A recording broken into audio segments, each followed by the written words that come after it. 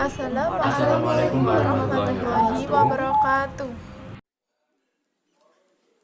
Perkenalkan, saya Esti Putri Ardianti, NPM 002589 dari kelas 1 pagi.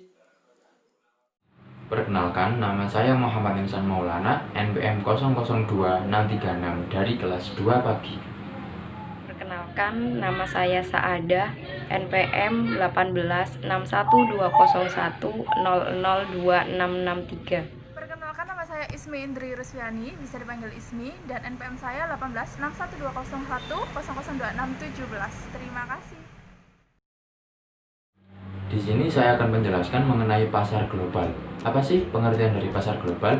Pasar global adalah pasar berskala dunia yang terbuka bagi seluruh pelaku usaha. Pasar global mengalami perkembangan yang pesat belakangan ini karena adanya beberapa faktor. Faktor tersebut diantaranya yaitu adanya beberapa negara industri yang mampu menghasilkan produk berkualitas dengan harga murah, misalnya Cina dan Taiwan. Faktor yang lainnya adalah semakin banyak orang yang melakukan perjalanan antar negara yang secara langsung menjadi konsumen. Yang lain yaitu semakin banyaknya transportasi antar negara yang mempermudah distribusi produk. Dan selanjutnya yaitu perdagangan dunia semakin meningkat seiring dengan meningkatnya permintaan pasar di dunia. Untuk selanjutnya, bagaimana sih cara memasuki pasar global? Cara memasuki pasar global ada beberapa cara, yaitu yang pertama mengekspor. Yang dimaksud dari mengekspor adalah memasuki pasar asing dengan menjual barang yang dihasilkan di negara asal perusahaan, seringkali dengan sedikit modifikasi. Yang dimaksud mengekspor di sini adalah misalkan seperti kita memproduk produk kita di Indonesia dan kita ekspor di negara lain. Yang kedua yaitu joint venture. Joint venture adalah memasuki pasar asing dengan bergabung bersama perusahaan asing untuk menghasilkan atau memasarkan produk atau jasa. Yang dimaksud di sini joint venture adalah seperti sebuah kerjasama antar satu atau dua negara dengan tujuan untuk sama-sama menghasilkan keuntungan. Untuk cara yang ketiga yaitu pemberian lisensi.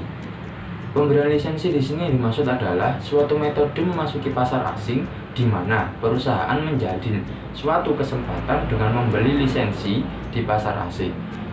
Di sini yang dimaksud pemberian lisensi adalah seperti pemberian suatu usaha, izin usaha untuk menjalankan usaha tersebut. Yang keempat di sini yaitu mengenai kontrak manufaktur. Kontrak manufaktur adalah sebuah joint venture di mana perusahaan mengadakan kontrak dengan pihak manufaktur di pasar asing untuk memproduksi atau menghasilkan jasa.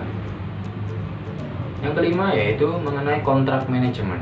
Kontrak manajemen adalah sebuah joint venture di mana perusahaan domestik memasok pengetahuan manajemen kepada perusahaan asing yang memberikan modal.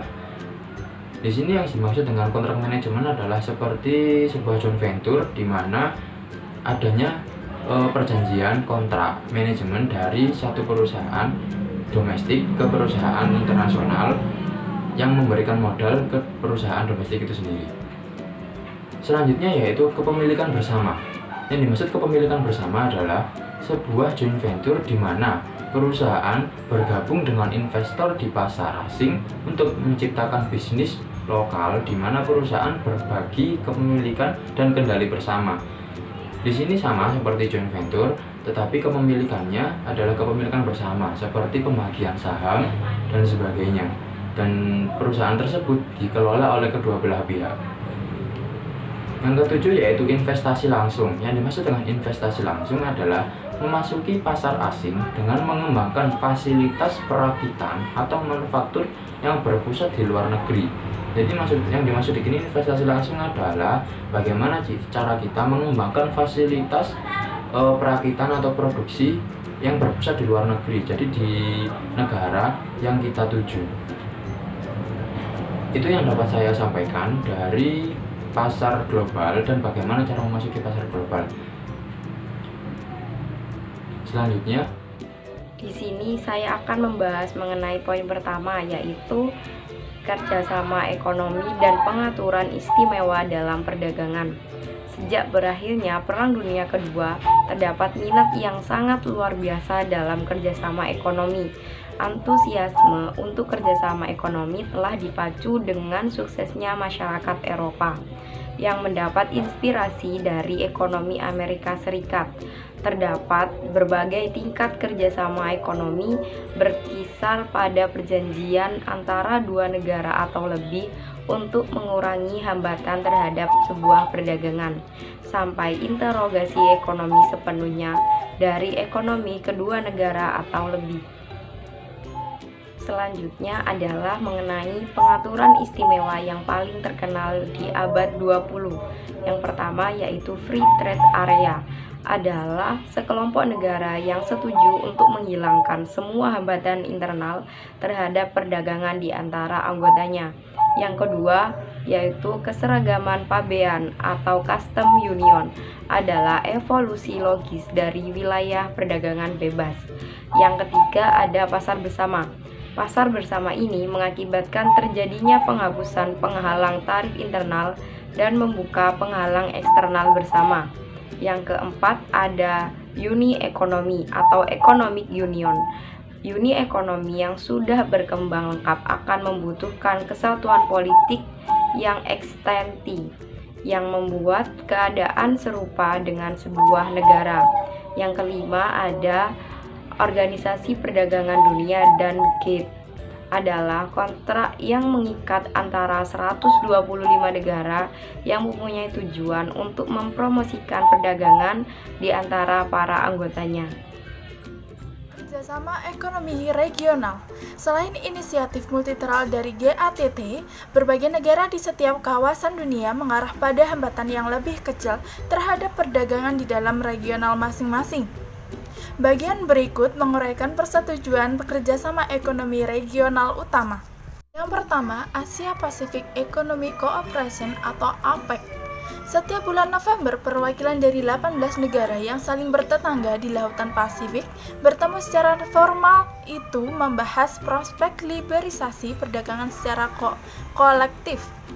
Negara-negara yang merupakan anggota Forum Asia Pacific Economic Cooperation atau APEC menguasai sekitar 40% perdagangan dunia, 88% populasi dunia, dan 52% sebagai output perdagangan dunia. APEC memberikan kesempatan untuk diskusi tahunan dengan orang-orang yang beragam, kegiatan akademik dan eksekutif bisnis, menteri dan kepala pemerintahan. Kedua ada North America Free Trade Agreement atau NAFTA.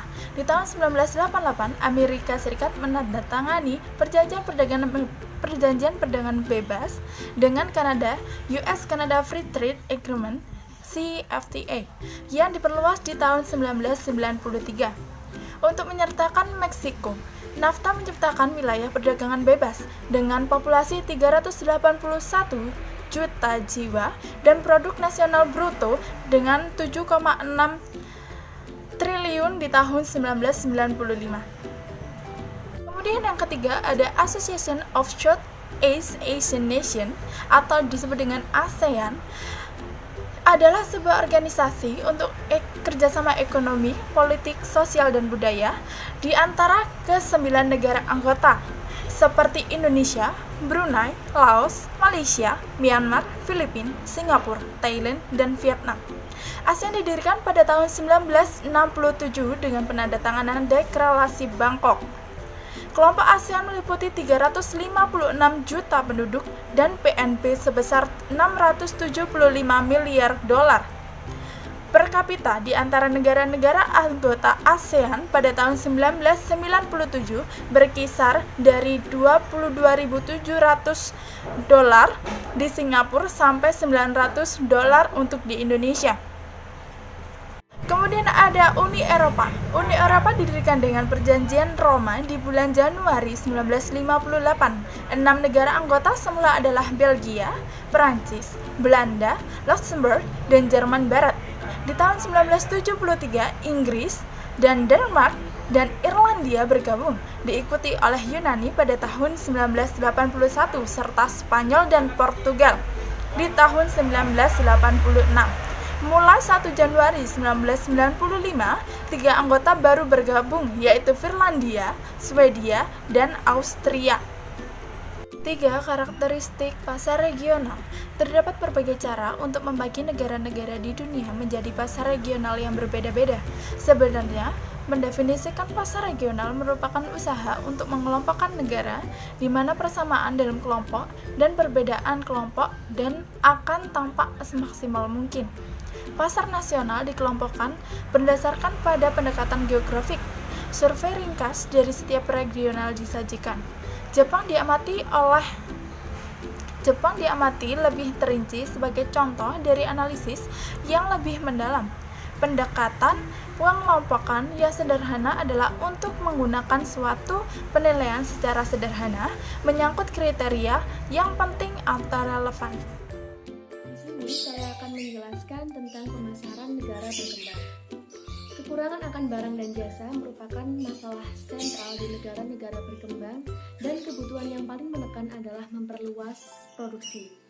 Pemasaran adalah disiplin yang menjadi pedoman dalam proses mengidentifikasi dan menuai kebutuhan dan keinginan masyarakat. Jelas, pemasaran diperlukan di negara berkembang.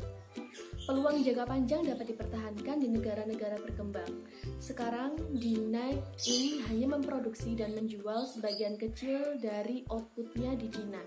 Tetapi, kalau perusahaan itu mengacu Cina sebagai pasar 2 miliar kaki, jelas negara itu mempunyai masa depan tekanan persaingan yang lebih besar dan akan memaksa perusahaan untuk mengevaluasi ulang strategi mereka dan mencari pasar baru di negara-negara berkembang. Bahkan, beberapa negara-negara berkembang yang tumbuh dengan cepat mengawali bisnis di negara yang tertinggal di dalamnya, pasar yang makin berkembang dapat hilang akibat sikap acuh tak acuh dan pesaing asing yang akan masuk terlebih dahulu. Selanjutnya tentang pembeli global. Setiap pembeli adalah unik dan semua pembeli menjalani proses yang sama dalam melakukan keputusan pembelian. Jadi, meskipun para pembeli di negara-negara dan kawasan dunia yang berbeda menjalani proses yang sama dalam melakukan keputusan pembelian mereka akan melakukan pembelian yang berbeda karena mereka akan merespon keunikan ekonomi, sosial dan budaya, politik dan pemerintahan, lingkungan, persaingan, dan faktor-faktor pribadi yang memengaruhi keputusan-keputusan pembelian. Bagi setiap organisasi yang beroperasi di mana saja di dunia ini, intisari pemasaran adalah untuk mengungguli persaingan dalam tugasnya menciptakan nilai yang bisa dirasakan bagi para pelanggan. Selanjutnya tentang rencana pemasaran global. Di setiap negara di dunia ini adalah berdaulat dan unik, dan terdapat kemiripan di antara negara-negara yang berada dalam kawasan yang sama atau tingkat perkembangannya yang sama, yang membuat kedua pendekatan tingkat kawasan dan pasar tersebut menjadi dasar perencanaan pemasaran dalam bab ini. Material organisasi tersebut meliputi seluruh kawasan geografi. Hal itu diorganisasikan di seluruh tingkat perkembangan ekonomi. Penting bagi pemasar memiliki pandangan yang luas mengenai keadaan alamiah kawasan-kawasan yang ada di dunia ini, sehingga mereka tidak akan membuat kesalahan serius dalam mengembangkan pemasaran mereka. Dalam kebanyakan kasus, perusahaan disarankan untuk menyiapkan dengan baik rencana-rencana mereka yang berkaitan dengan kawasan, perkembangan, dan negara. Sekian presentasi dari kami. Wassalamualaikum warahmatullahi wabarakatuh.